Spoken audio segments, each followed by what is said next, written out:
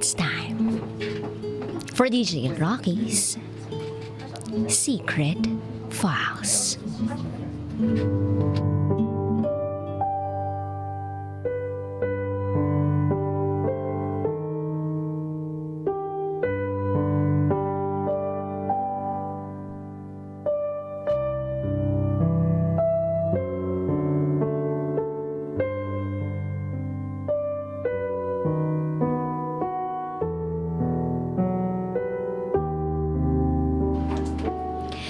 Ano ang pipiliin ko? Trabaho ko dito sa abroad o ang anak ko sa Pilipinas?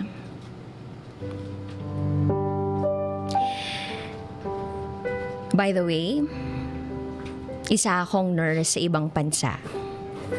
Itago niyo ako sa pangalang Jelay at ito ang aking secret file. Maputi, petite, di naman pangit, hindi rin sobrang ganda. Sakto lang. Pero kahit ako maliit, marami namang gustong bumingwit. Charot lang. Ganito talaga ako. Kahit ang dami kong problema, nakukuha ko pa ding magpatawa at ngumiti. Masasabi kong I'm a witty, jolly, and sweet person. Gusto ko happy lang palagi. At natagpuan ko na lang yung sarili ko na eto, nagsusulat para humingi ng advice. Kasi kahit masayahin ako, naguguluhan din ako. Oo, gulong-gulo ang utak ko. Year 2007. Nag-start akong mag-work sa ibang bansa at the age of 24. Sobrang laki ng adjustment kasi aside sa first time ko mag-abroad, medyo hindi pa ganun ka-mature ang isip ko. Sobrang takot ako sa lahat ng bagay. Tapos bago ako mag-abroad, namatay yung mother ko due to accident. 3 kaming magkakapatid na puro babae at ako ang panganay. So, kinailangan kong mag-abroad para mapag-aral ko yung mga kapatid ko. Kasi hindi naman sumusuporta yung tatay namin. Kasi meron na siyang ibang pamilya. Kaya nilakasan ko talaga yung loob ko para makipagsapalaran sa Middle East. Araw-araw iyak ako ng iyak dahil sa lungkot. Ganun pala yung feeling maging isang OFW. Sobrang hirap. After 6 months, nagkaroon ako ng maraming kaibigan. Then I met Ray. 2 years older than me, matangkad, moreno, hindi naman kagwapuhan, sakto lang. Pero para sa akin, malakas ang dating. Athletic ang katawan kasi basketball player. Na-meet ko siya through my cousin's boyfriend. One time niyaya ako ng pinsan kong gumala at doon ko nga siya nakilala. Lagi siyang tumatabi sa akin, lalo sa picture taking. Tapos nauhuli ko siyang tumitingin sa akin kapag hindi ako nakatingin. Tapos lagi niya akong inaalalayan. Nung uso noon, Friendster pa. Tapos nakita ko nag-request siya sa akin na makipag-friend. At yun, he chatted me and asked for my number. Binigay ko at doon na nagsimula ang long talks namin. Lagi niya na akong tinatawagan at tinetext. Siya din yung laging nandyan para makinig sa mga sad moments ko. Kasi madalas, na-homesick ako noon. Naging malapit kami sa isa't isa hanggang sa naging mag-MU kami. Then one day, pinagtapat sa akin ni Ray na meron na daw siyang asawa at anak. Noong una, akala ko nagbibiro lang siya. Pero sabi niya, totoo daw. Pero hiwalay na daw sila ng asawa niya. At yung anak niya ay nasa poder niya at nanay niya ang nag-aalaga sa Pilipinas. Sabi pa niya, maiintindihan daw niya ako kung lalayawan ko siya kasi hindi naman daw siya deserving mahalin, lalo na't may anak siya. Takot na daw siyang magmahal kasi baka wala naman daw magmamahal ng totoo sa kanya at hindi kayang tanggapin yung past niya. Sa isip ko that time, baka hindi totoo na hiwalay na siya. Knowing na halos karamihan ng mga OFW, kunwaring single pag nasa abroad sila. But I gave him a chance. Naisip ko na bakit hindi ba pwedeng mahalin yung taong may anak na? Deserve pa din naman nilang mahalin at sumaya uli. Nandun din yung pagdadalawang isip ko na layuan na lang siya. Kasi baka makaging komplikado yung buhay ko. Lalo na't hindi siya binata. Pero naiisip ko pa lang na mawawala na si Ray. Sobrang nalulungkot na ako. At para bang lalamunin na ako ng pagka-homesick ko. Napamahal na kasi siya sa akin eh. At dumaan pa ang maraming araw, naging mas magaan ang loob namin sa isa't isa. Sinabi ko sa kanya na meron pa ding taong mamahalin ka sa kabila ng past mo. At ako yun. Naging kami na. Masaya ako kasi may isang taong laging nandyan na nagpapalakas ng loob ko. Then fast forward year 2010. 3 years passed, naging okay yung relasyon namin ni Ray.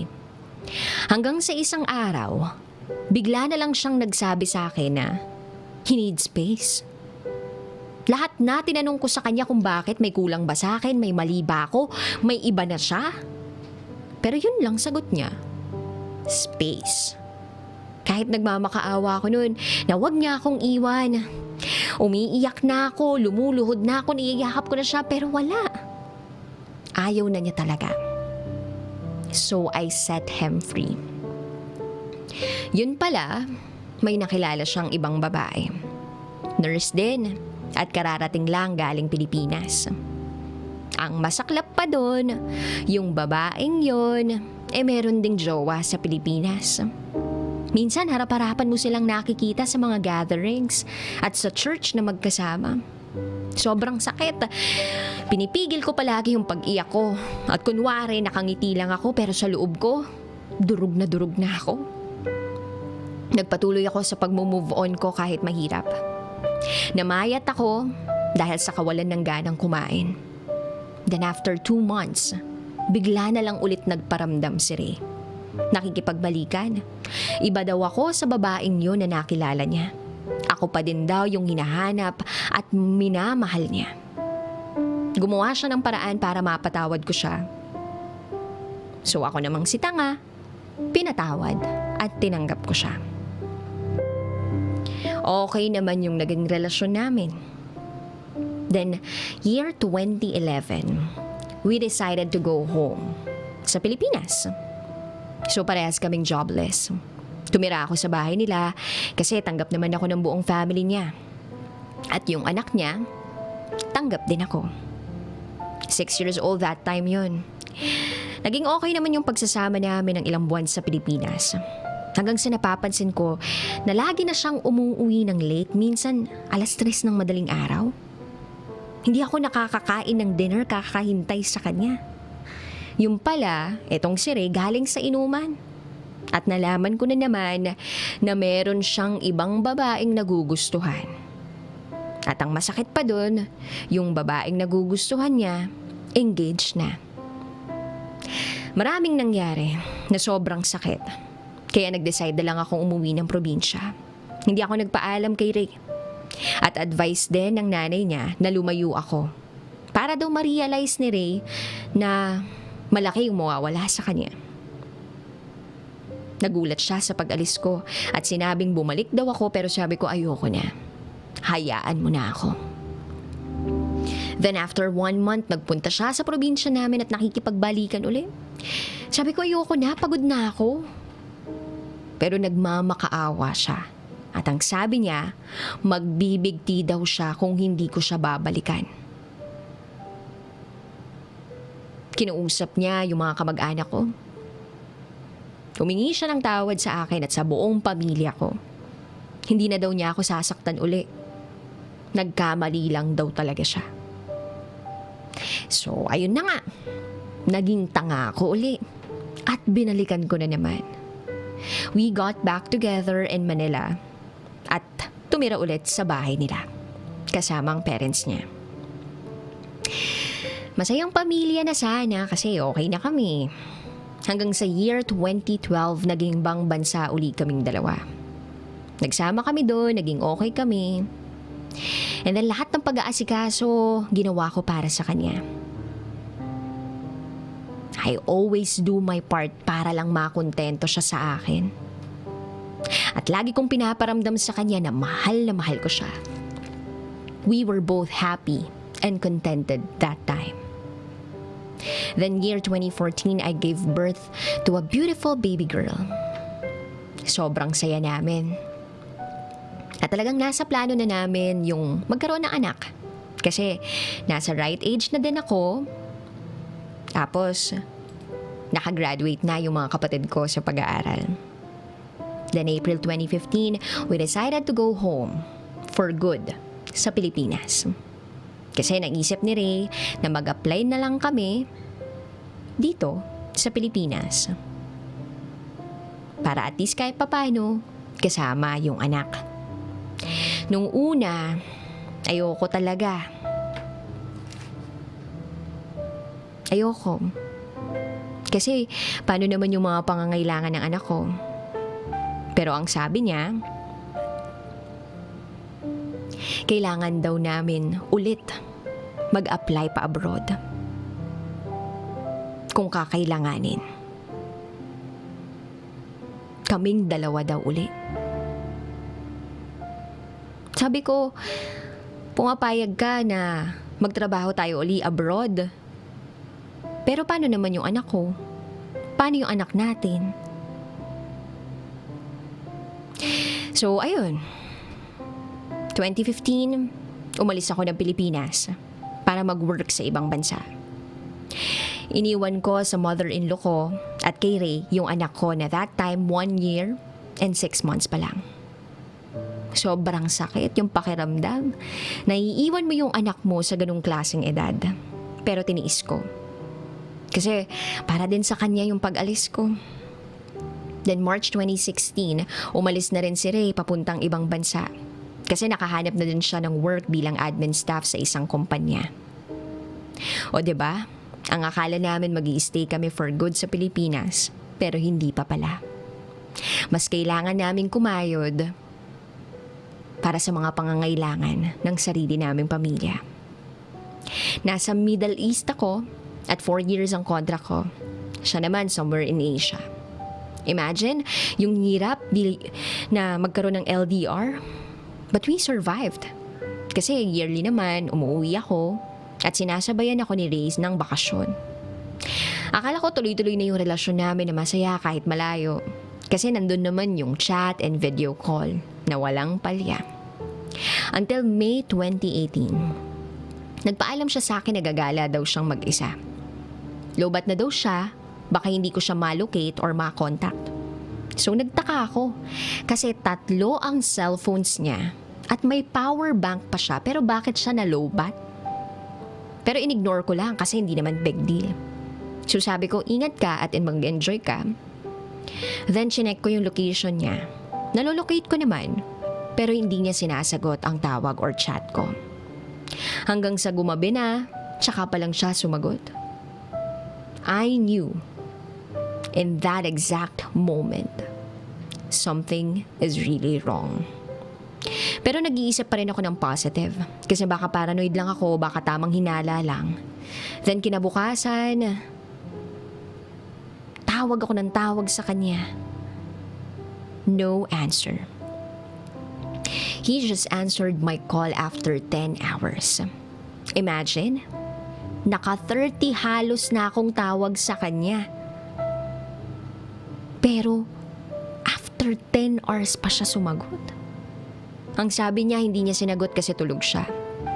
It was very unusual. Kasi kahit tulog yun at nakadami na ako ng tawag, sasagot pa rin yun. Ang unang pumasok sa isip ko, may babae siyang kasama. Then sabi ko, tell me the truth. May kailangan ba akong malaman? May babae ka ba? And as expected, he denied. Pinalampas ko yun. Kasi pagsapit na ng June, 10th anniversary na namin. Then, dumating ang anniversary namin, and to my surprise, first time na hindi niya ako binati ng happy anniversary. I was so sad. And I told him, bakit ka ganyan? Bakit ka nagbago? Tapos sabi niya sa akin, pagod lang daw siya sa trabaho, pero hindi naman daw niya nakalimutan. At sa tagal daw namin na magkarelasyon, kailangan pa daw ba ng cheesy greetings? Sabi ko, no need naman siyang mag-post sa FB. Kahit private message nga lang, okay na ako. Masaya na ako. Tapos yun, napilitan na lang siyang batiin ako ng happy Aniv. Happy ka na? Ang sakit lang, 'di ba? Lumipas pa ang ilang araw, nararamdaman ko na yung pagiging cold niya sa akin. Pero hindi pa rin ako nagbabago. Bilang babae, kaya nating tiisin ng lahat hanggat kaya natin. Hindi tayo agad bumibitaw ng walang valid reason. Hanggat kaya nating intindihin, gagawin natin. In August 2018, he called me and he asked me, bakit ko daw siya mahal? Hindi ko sineryoso. Medyo natawa pa nga ako at sabi ko, bakit mo tinatanong yan? Kailangan pa bang sabihin kung bakit mahal kita sa tagal na natin? Then he said, just answer me. So nagseryoso na rin ako. Sabi ko, sa totoo lang, wala namang dapat rason kung bakit mahal mo ang tao. Pero sige, kung gusto mo talaga ng specific reasons, I'll give it to you. I love you kasi ikaw yung strength ko, yung happiness ko, and I just love you dahil ikaw yan. Then he said sorry. He said, sorry for causing you too much pain. And I am letting you go kasi lagi na lang kitang tinitake for granted. Ayoko nang dagdagan yung sama ng loob mo. Then I was like, what the F? Nagulat ako, sabi ko, nakikipag-break ka sa akin dahil lang sa reason na binabaliwala mo ko lagi? Eh kung ganun, dapat bumawi ka na lang sa mga pagkukulang mo. Hindi naman natin kailangan maghiwalay. Hindi naman solusyon yung maghiwalay tayo. Isa pa, may anak tayo. Hindi ka ba naaawa sa anak natin? Magkakaroon siya ng broken family? Grabe, sobrang yung iyak ko. At habang kausap ko siya ng mga oras na yun, wala akong nagawa. Buo yung desisyon niya to let me go. Wala daw ibang babae. Sarili lang daw niya yung problema niya. Hindi na daw siya happy sa akin. Meron daw siyang hinahanap na wala sa akin. And 10 years. 10 years? Ngayon niya lang sasabihin sa akin yan. And therefore I conclude, tama nga siguro yung sabi nila na kapag ang lalaki bumitaw, meron ng iba yan. Pero pag ang babae bumitaw, pagod na yan. Weeks, months, iniyakan ko. Hanggang sa isang araw, I have a friend na nagpakita sa akin ng isang picture na merong kasamang babae si Ray. And the painful part of that is that alam naman nung babae na may pamilya si Ray. At yung babae, nakakasama pa niya yung anak namin ni Ray. And by the way, yung babae ay kaibigan ng pinsan ni Ray. Aware ang babae na ako ang live-in partner ni Ray. At hindi ko naisip na magkakaroon sila ng something kasi merong boyfriend yung babae. I confronted Ray about the girl but he denied. Friends lang daw sila. But I did the best decision ever in my life. Move on. Hinayaan ko na lang siya sa gusto niya.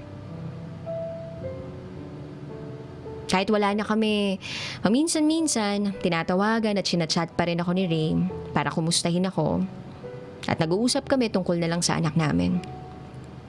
Then November 2018, he started to call regularly. Gusto niya maging okay daw kami uli pero sabi ko, takot na ako mag-risk. Pagod na ako sa paulit-ulit na breakup at pagigintang ako sa kanya. Then Feb 2019, mahal niya na daw kami ng anak niya. Patawarin ko daw siya sa lahat ng nagawa niya at hindi na daw niya uulitin. Wala naman daw siyang ibang babae. Stress lang daw siya sa work at malayo na magloko pa siya uli. Nakiusap siya na wag na daw akong bumalik ng ibang bansa. Siya na lang daw ang magtatrabaho. Pero sabi ko, Konting tiis na lang, tatapusin ko na lang yung kontrata ko. At pumayag naman siya. Kahit gaano pa siguro katigas yung puso mo, pag alam mong mahal mo yung tao, babalikan mo. At sa kagustuhan ko na magkaroon ng isang buong pamilya ang anak ko, nakipagbalikan uli ako. Kahit alam ko sa sarili ko na baka magawa niya uli yun. Pero I took the risk. Alang-alang na mabuo ang pamilya namin. March 2019, naging sweet siya at bumalik sa dati. But then April 2019, bigla na naman siyang nagsabi na we have to break up. Kasi ang hirap na daw ibalik nung dati kasi may lamat na. Then July 2019, naging klaro sa akin ang lahat. Babae ang dahilan kung bakit nakipag-iwalay si Ray. Ngayon lang sila umamin. Kasi marami nagpapatunay na totoong magkarelasyon sila. Ganito pala magmahal. Kahit binigay mo ng lahat, kahit gaano ka pa kabait, kahit gaano ka pa kaganda, hindi magiging sapat sa taong hindi marunong makontento. Sa ngayon, tanggap ko na wala si Ray sa buhay ko. Then I realized hindi naman siya kawalan. Tama na rin yung pagiging martir at tanga ko sa mahabang panahon. And right now, I'm still on the process of moving on. And this is my problem right now. Yung anak ko diagnosed na merong developmental delayed. 5 years old na siya pero hindi pa rin siya nagsasalita. And then sabi ni Doc, hindi naman yun autism. Delayed lang talaga ang bata kasi kulang sa atensyon. At walang nagtuturo. Matanda na yung mother-in-law ko na nag-aalaga sa anak ko. At sinasabi niya na napapagod din siya kaya umuwi na raw ako. Sinasabi din ni Ray na umuwi ako at alagaan yung anak namin. At siya na daw ang susuporta financially. Lagi niya akong sinisisi. Ako daw yung dahilan kung bakit daw nagkaganon yung anak namin. Na mas importante pa daw yung trabaho ko kesa sa anak ko. At hanggang ngayon yun yung pinag-aawayan namin. Galit na galit siya. Kasi bakit daw ayokong umuwi ng Pilipinas para sa anak ko. Pag umuwi ako, ang problema ko, wala akong matirhang bahay. Kasi ayokong magstay sa bahay nila Ray. Although his mom keeps on telling me na doon pa rin kami titira ng anak ko kahit wala na kami ni Ray. Pero paano ako makaka-move on, diba? Kung doon pa rin ako titira sa kanila. Sobrang awkward ng sitwasyon pag ganun. Meron naman akong ipon, pero pambili ko yun ng bahay. At kulang na kulang pa yun. At ubus na yung ipon ko. Yung gumugulo sa utak ko ngayon kung uuwi ba ako ng Pilipinas, give up ko yung career ko. Kasi mas kailangan ako ng anak ko. Or, mag-i-stay ba ako dito sa ibang bansa para ma-provide yung needs ng anak ko at magkaroon kami ng sariling bahay. Wala akong pwedeng pag-iwanan ng anak ko maliban na lang sa mother-in-law ko. Kasi yung mga kapatid ko, may mga pamilya na rin. Awang-awa na ako sa anak ko. Sobrang sakit sa isang ina na hindi makasama ang anak. Alam ko ramdam din niya ng mga kapwa ko OFW. Sana matulungan niyo ako kung anong dapat kong gawin. Anong pipiliin ko? Trabaho dito sa abroad para makaipon ng mas mabilis? Or uuwi na lang sa Pilipinas para sa anak ko? Sana wag niyo akong husgahan. Lahat kasi tayo nagiging tanga sa pag-ibig. Pero natuto na ako sa mga pagkakamali ko. Mas mahal ko na ang sarili ko. At lalong mas mahal ko ang anak ko. Muli, ako po ito. And this is my secret file.